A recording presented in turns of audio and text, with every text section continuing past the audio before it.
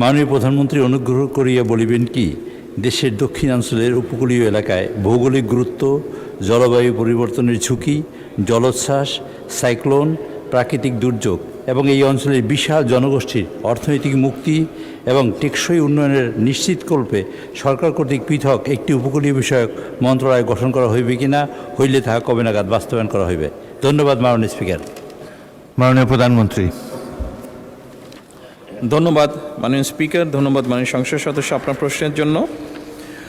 দেশের অপার সম্ভাবনায় সমুদ্র সম্পদের বিজ্ঞান ভিত্তিক টেকসই ব্যবহার নিশ্চিতকরণের মাধ্যমে সুনীল অর্থনীতির বিকাশ এবং জাতীয় সুনীল অর্থনীতি কর্তৃপক্ষ প্রতিষ্ঠার বিষয়টি বাংলাদেশ জাতীয়তাবাদী দল তথা বিএনপির নির্বাচনী ইশতেহারে রয়েছে।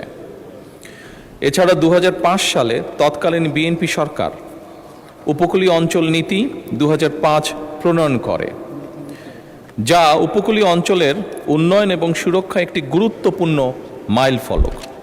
বর্তমান সরকার এমএসপি বা সমুদ্র অঞ্চল পরিকল্পনা কার্যক্রম এবং এ থেকে দেশের সম্ভাব্য অর্জিতব্য বিষয়াদি বিবেচনার জন্য ইতিমধ্যেই পদক্ষেপ গ্রহণ করেছে।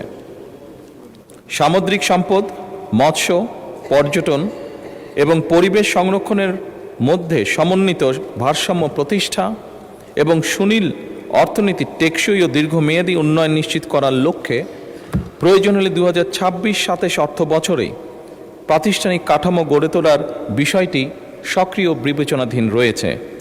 মাননীয় স্পিকার, ধন্যবাদ। ধন্যবাদ মাননীয় প্রধানমন্ত্রী।